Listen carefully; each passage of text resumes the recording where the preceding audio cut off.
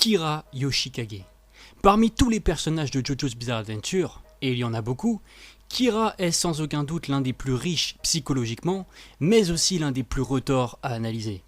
Kira est un défi de taille pour quiconque songe à délivrer une analyse parfaitement complète de ce personnage, tant il permet à une multitude d'interprétations de coexister au sein d'une seule et même enveloppe. Les méchants de JoJo sont rarement réductibles à un seul et unique axe, à une seule orientation analytique. Nous l'avons déjà vu avec Dio et Diavolo. Mais dans le cas de Kira, nous entrons dans un espace bien particulier, le domaine des troubles mentaux. La fiction est un outil discursif fantastique pour Hirohiko Araki, car il lui permet de disséminer énormément d'éléments infrastructurels qui amènent progressivement le lecteur à découvrir que son personnage de Kira Yoshikage est victime de graves troubles psychiques. Le personnage de Diavolo dans Vento Oreo souffrait vraisemblablement d'afflictions psychologiques, mais à la différence de Kira, nous n'avions que peu d'éléments substantiels pour étayer une thèse cohérente et parvenir à une compréhension détaillée du personnage. Dans le cas de Diavolo, le spectateur était juste confronté à un passé des plus obscurs, sans réelle indication explicite, un passé qu'il fallait interpréter pour soi, un passé dont on peinait à déchiffrer l'influence profonde sur la construction psychologique du parrain de la mafia. Ce manque d'informations semblait parfaitement en adéquation avec le personnage de Diavolo, qui était censé être mystérieux et écliptique, et cela crée une ambiguïté narratologique sur la véritable nature de cet être diabolique. Pour Kira cependant, nous possédons un nombre bien plus important d'éléments pour comprendre les orientations psychologiques de ce personnage légendaire de JoJo's Bizarre Adventure. Plongeons-nous dans les méandres de cet esprit tout aussi fascinant qu'il est effrayant. どうした？何を恥ずかしがっている？さあ、足元に気をつけて。この週末は楽しく過ごそうじゃないか。二人っきりで。En guise de préambule à cette vidéo, je tiens à spécifier la chose suivante. Je ne suis pas versé académiquement en psychologie et sur ses dérivés. Je me suis donc documenté sur la terminologie que j'utilise dans cette vidéo via des sources accessibles sur internet. Sources qui s'appuient sur une bibliographie académique plus ou moins fournie. De fait, cette vidéo n'a en aucun cas la prétention d'être un diagnostic psychologique définitif, et forcément, il y aura de la simplification. D'autant plus que nous parlons ici d'un personnage de fiction et de manga. Il est très complexe de déterminer précisément l'idiosyncrasie de Kira Yoshikage. En effet, cette dernière peut difficilement être délinée de manière certaine, puisqu'elle mêle des éléments psychologiques dont les fondements sont scientifiquement réels et authentiques, avec les propres perceptions de l'auteur, qui fictionnalise et adapte certaines caractéristiques de son personnage pour structurer la figure d'antagoniste qu'il souhaite. Cet enchevêtrement fait cependant de Kira un personnage fantastique, qui se place à l'intersection entre fiction et réalité. On pourra clairement voir en Kira, d'une part une référence au véritable tueur en série Ted Bundy, et d'autre part une référence plus ou moins prononcée à Patrick Bateman, de American Psycho. Kira Yoshikage est l'antagoniste principal de la partie 4 de JoJo Diamond is Unbreakable.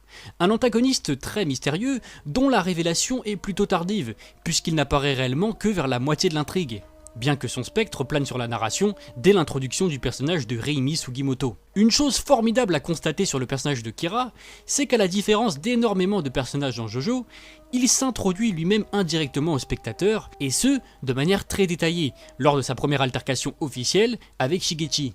Par cette introduction, on en apprend déjà énormément sur Kira. Kira Yoshikage, 33 ans, employé modèle, célibataire, vit dans une luxueuse maison située dans les quartiers chics de la petite ville de Morio. Il entretient des relations cordiales avec ses collègues, et, quoique quelque peu taciturne, ne rechigne pas à s'afficher en public. Il ne fume pas, boit très rarement, et possède un mode de vie très sain, caractérisé par sa grande codification. Il ne rentre pas plus tard que 8h du soir, se couche au maximum à 11h, et s'assure de conserver 8 heures pleines de sommeil, quoi qu'il arrive. Après un verre de lait chaud et 20 minutes d'étirement, Kira s'endort et se réveille au matin, frais comme un gardon. Voilà la manière dont Kira s'introduit au jeune Shigechi. Il est dès lors inutile de spécifier, je pense, que Kira Yoshikage apparaît comme un véritable dégénéré auprès du pauvre Shigechi, mais aussi, et surtout, auprès du spectateur. Shigechi ne comprend d'ailleurs pas ce que cette étrange interlude signifie, jusqu'à ce que Kira en vienne à la macabre conclusion de sa prétendue logique argumentative, qui est des plus catégoriques. Kira Yoshikage n'aspire qu'à une seule et unique chose, une petite vie tranquille, dénuée de tout tracas, que rien ne vienne troubler la quiétude de son sommeil et l'empêcher de dormir. Voici l'axiome principal de notre analyse. Voici la structure fondamentale sur laquelle toute analyse de Kira Yoshikage repose. Ce concept de vie tranquille ou paisible. Qu'est-ce que la petite vie tranquille? C'est d'abord pour Kira une vie extrêmement codifiée et ritualisée. Une vie basée sur son systématisme, la répétition mécanique et continue, la planification de petites habitudes, de petits rituels. Kira Yoshikage boit son verre de lait tous les soirs. Kira Yoshikage va toujours acheter ses sandwichs au Saint Gentleman. Kira Yoshikage ne porte que des costumes Valentino faits sur mesure. Kira Yoshikage mesure ses ongles et les conserve systématiquement dans des bocaux qu'il étiquette et date très précisément. Et enfin, Kira Yoshikage ne conserve que les mains de ses victimes féminines lorsqu'il les assassine. Sous sa façade d'homme trentenaire parfaitement ordinaire, Kira Yoshikage est un meurtrier, un tueur en série, un assassin qui sévit depuis de nombreuses années dans la ville de Morio et vient troubler la tranquillité de ce hameau de paix. Comme je l'ai spécifié en introduction, l'applicabilité de termes psychologiques à la psyché de Kira ne peut être réduite de manière arrêtée et définitive. Le terme consensuel que l'on utilise pour parler de Kira, c'est psychopathe. Un terme que bien souvent on assimile, nous, individus lambda, par un processus stéréotypique, à certains comportements sociaux et moraux qui ne reflètent pas entièrement la réalité scientifique du phénomène de la psychopathie. La psychopathie est spécifiée comme un trouble de la personnalité, défini par la prévalence d'un comportement antisocial, un manque de contrôle et la difficulté de restriction des pulsions, d'où une forme d'impulsivité adjointe à un certain égotisme et à l'amoralité. L'une des caractéristiques de la psychopathie est aussi l'idée de la violence. Ce trouble peut susciter des réactions de violence et une mauvaise évaluation de l'implication sociale qu'entraînent ces actes par le sujet psychopathique. En d'autres termes, des actions répréhensibles comme le crime, la violence, les meurtres, par exemple, ne sont pas perçus comme une destruction des codes de la société et ne provoquent pas chez l'individu psychopathique un sentiment de remords ou une forme de considération morale. En outre, les individus psychopathiques peuvent aussi faire preuve de capacités de manipulation avérées et d'un manque total de compassion à l'égard des victimes de leurs actions. Enfin, la psychopathie implique aussi les notions de domination, de destructivité et de confiance en soi surdimensionnée. Cette définition est la plus commune pour caractériser ce qu'est un psychopathe. Cependant, elle ne se limite pas à ces phrases que je vous ai formulées. Ce serait une simplification que de réduire la complexité de ce terme à quelques mots. De plus, j'ai sélectionné les aspects les plus pertinents de la définition pour les mettre en parallèle avec le personnage qui nous est présenté dans l'œuvre fictionnelle, qu'est Jojo. Mais, à travers cette vulgarisation de la définition de psychopathe par mes soins, vous voyez forcément se dessiner les traits de notre Kira Yoshikage. La manière dont Kira est présentée dans la narration par Araki fait écho à beaucoup d'éléments que nous venons d'évoquer. Kira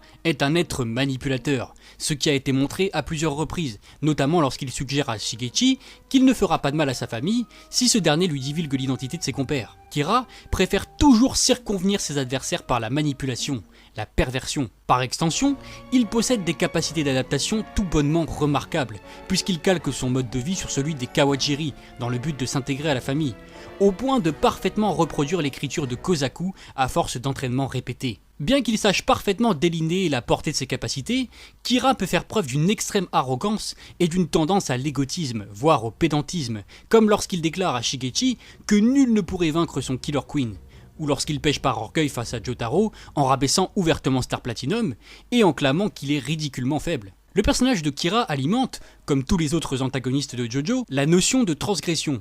Une transgression morale et psychologique, corroborée par l'arrogance dont il fait preuve vis-à-vis du destin. Kira joue avec le destin, en déclarant que celui-ci est toujours de son côté, ce qui paradoxalement est vrai jusqu'à la presque toute fin de Diamond is Unbreakable, et il pense l'instrumentaliser grâce à la flèche et au développement de Bite the Dust. D'ailleurs, le nom complet, Kira Yoshikage, peut presque se transcrire en tueur chanceux ou tueur favorisé par la chance. Mais le destin a montré une nouvelle fois, s'il en fallait une, qu'il est une force omnipotente, que nul ne saurait manipuler.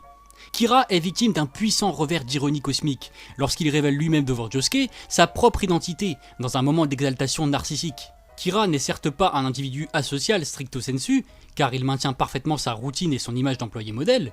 Cependant, il reste intrinsèquement très solitaire et ne se lie pour ainsi dire avec personne, refusant fréquemment les invitations à dîner de ses collègues. Kira a fait preuve d'accès de violence incontrôlé et d'un manque total de respect des conventions sociales. Il tue sans ménagement, sans aucune retenue et sans aucun remords, qu'il s'agisse des victimes de son fétichisme ou encore des individus qu'il considère comme des menaces hypothétiques à sa vie tranquille. Kira consent moralement et consciemment à tous les meurtres qu'il réalise.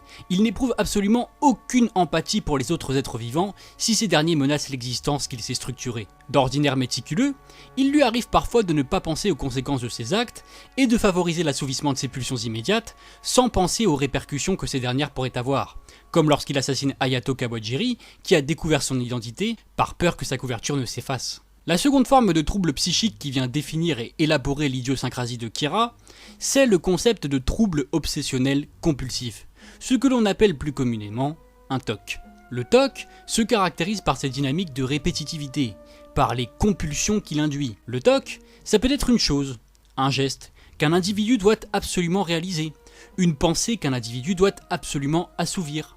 Autrement, la non-réalisation de cette chose induit un profond sentiment de frustration. Le TOC est par ailleurs défini comme étant irrationnel et infondé. Voici là un autre trouble qui sied parfaitement à Kira. Kira possède énormément de TOC. Sa vie est faite de TOC et d'obsessions. Ce que nous avons mentionné plus tôt par exemple, comme le répertoriage des ongles ou la routine méticuleusement orchestrée. D'autres exemples incluent la manière dont Kira se ronge systématiquement les ongles jusqu'au sang lors d'une situation de stress intense, ou encore son obsession fixative pour la chaussette de Koichi. Hirohiko Araki a été extrêmement méthodique dans la manière dont il a portrait la construction psychologique de Kira Yoshikage. Qu'il s'agisse de son introduction auprès de Shigechi, ou encore de son trouble irrésistible pour la chaussette de Koichi, l'auteur parsème progressivement la narration de passages, en apparence vide d'intérêt, mais pourtant si substantiels dans l'appréhension de la psychologie de Kira. La chaussette de Koichi représente tout ce que Kira exècre.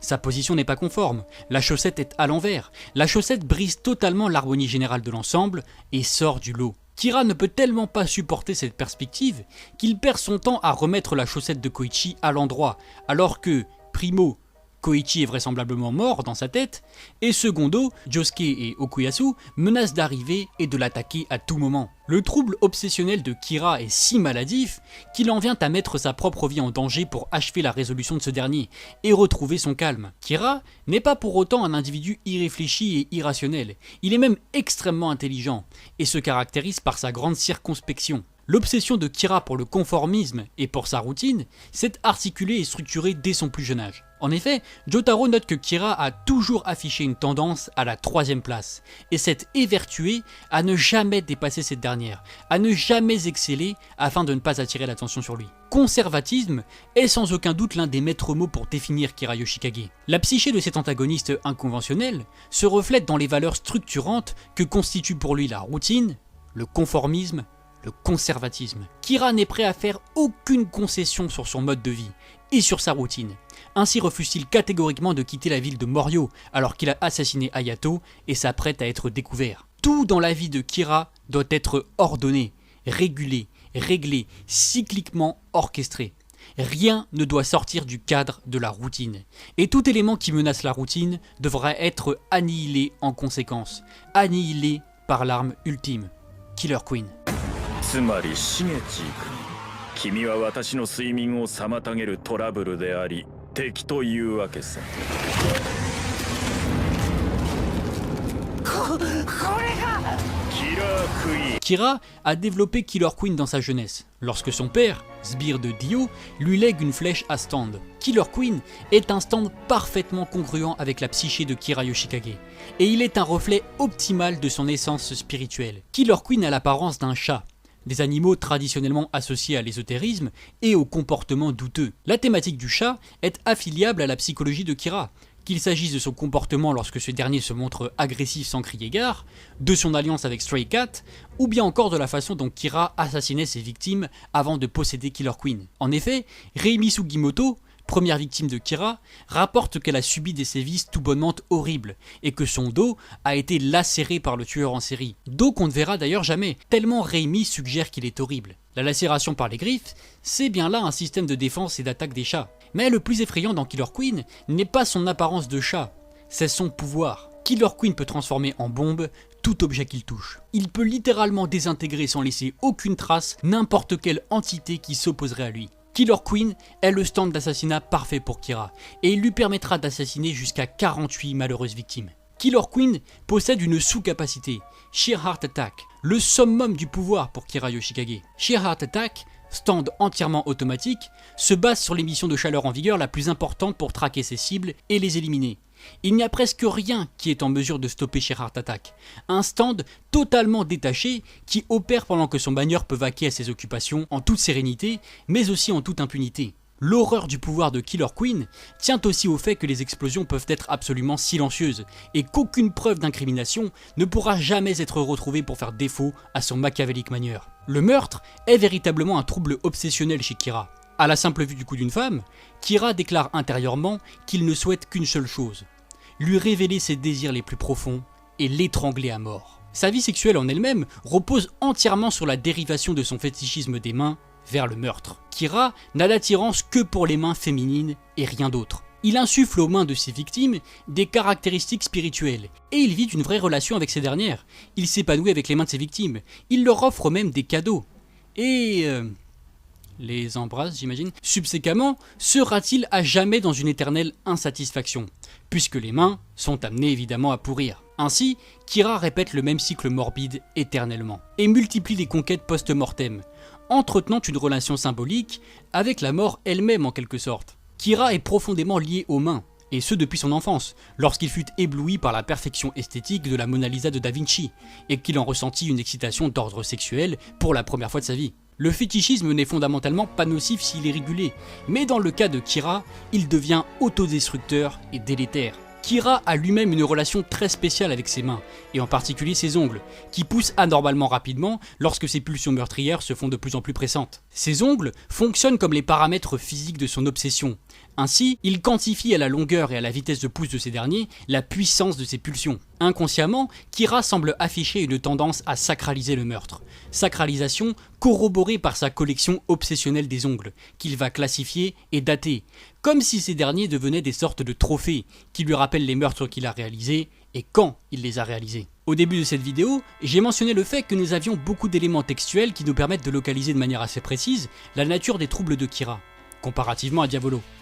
Mais en vérité, si l'on peut théoriser et spéculer sur la nature des afflictions qui touchent Kira, grâce aux indices intradiégétiques laissés par Araki, il y a cependant une grosse zone d'ombre concernant le tueur en série. Pourquoi et comment Yoshikage Kira a-t-il développé ses instances meurtrières? Il y a forcément une période transitoire dans la vie de Kira, un moment de fracture où son fétichisme a dérivé vers des pulsions meurtrières. On peut présupposer qu'il a développé ses tendances à un âge de maturité avancé, puisqu'on sait qu'il a assassiné Reimi Sugimoto, sa première victime, alors qu'il avait entre 17 et 18 ans. C'est d'ailleurs l'époque à laquelle il a commencé à répertorier ses ongles. Mais alors, qu'est-ce qui peut expliquer dans la vie de Kira ces pulsions meurtrières? Difficile de croire que la simple vision de la Joconde ait conditionné son destin de meurtrier antipathique. Peut-être une jeunesse tourmentée, éventuellement? Eh bien, on a très peu d'éléments cohérents qui viennent étayer les spéculations sur une enfance malheureuse ou troublée, même s'il y en a quelques-uns. Yoshihiro Kira a révélé au groupe de Morio le toc de son fils, qui consiste à ronger ses ongles jusqu'au sang lorsqu'il est en situation de stress. Et pour exemplifier ce trouble, il a cité le fait que Kira avait potentiellement été harcelé enfant, ou tout du moins qu'il avait été malmené par d'autres personnes. Ajoutons à cela le fait que Hirohiko Araki a déclaré, et là pour le coup de manière extradiégétique, que Kira a eu une enfance relativement malheureuse, ce qui est un peu en contradiction avec le fait que son père semble aimer et surprotéger son fils par-delà la tombe elle-même. Pareil pour sa mère, une surprotection que Jotaro a d'ailleurs révélée au groupe après ses investigations. Kira a perdu ses parents à 21 ans, son père d'un cancer, sa mère de cause naturelle peu après. Il a donc quand même bénéficié de figures paternelles et maternelles. Reste à imaginer la manière dont ces figures ont influencé sa construction psychologique. On notera que le père de Kira était un sbire de Dio.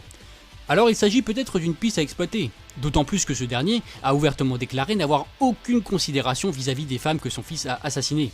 On peut donc aisément supposer que Yoshihiro Kira était un être malveillant, qui a hypothétiquement inculqué à son fils les valeurs horribles qu'il a plus tard développées. Au-delà de ça, on ne possède pas plus d'informations. S'il est assez aisé de conjecturer en Kira un trouble obsessionnel compulsif, ou encore un caractère psychopathique, il est certes plus compliqué d'aboutir à une parfaite rationalisation des causes de ces troubles. Et considérant que Kira est un antagoniste déjà très bien disséqué et documenté par Araki, cela ne retire rien à l'intelligibilité du personnage pour autant. Kira Yoshikage est enfin une incarnation thématique de la notion de dualité. Une notion très développée et élaborée dans JoJo's Bizarre Adventure. Cette dualité se retrouve d'abord en le personnage de Kira lui-même. Au grand jour, Kira se caractérise par sa banalité. Son caractère très uniformisé, son conformisme, un conformisme qui colle parfaitement aux standards de la société japonaise. Mais dans les ombres, Kira est un être psychopathique, égocentrique, qui fait preuve d'un certain narcissisme, un homme qui possède une attirance pour les mains de femmes, une attirance qui passait d'une simple forme de fétichisme à une véritable obsession morbide et autodestructrice. Kira Yoshikage possède deux images totalement antithétiques, une image congruente avec les valeurs morales et éthiques de la société, et une image complètement pervertie, qui à l'inverse déconstruit tous les standards de la société. Une image qui les désintègre, tout comme Killer Queen désintègre ses victimes. Cette dualité est illustrée de manière métaphorique par la dimension binaire du personnage, mais aussi de manière physique. Dans son ouvrage Manga Infuriating Practice, Hirohiko Araki a souligné la valeur déterminative qu'il a attribuée au design de ses personnages. Pour lui, le design d'un personnage est censé parler d'emblée au lecteur, avant même que le personnage ne soit introduit.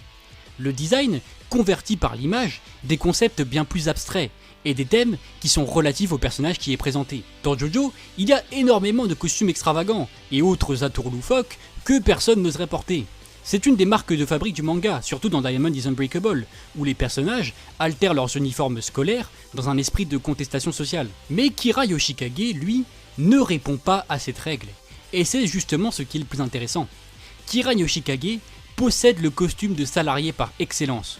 Le costume est parfaitement banal, si ce n'est peut-être sa couleur distinctive, qui est le violet dans la majorité des adaptations colorisées. Les vêtements de Kira symbolisent son désir de conformisme, son désir de subsister incognito, de ne pas sortir du lot. Et comparé au costume de tous les autres personnages de JoJo, c'est sûr qu'il ne sort pas du lot. En revanche, à l'instar de son image fragmentée, le costume de Kira possède un élément qui fait fonction de réminiscence à sa dualité intrinsèque, sa cravate. Sa cravate, au pattern changeant, est parfois ornée de ce qui s'apparente à des miniatures de Killer Queen. Sa cravate est le seul élément externe qui opère comme une fenêtre sur la véritable nature de Kira. La cravate se porte centrée, sur la poitrine. Elle vient élaborer esthétiquement le costume d'un homme.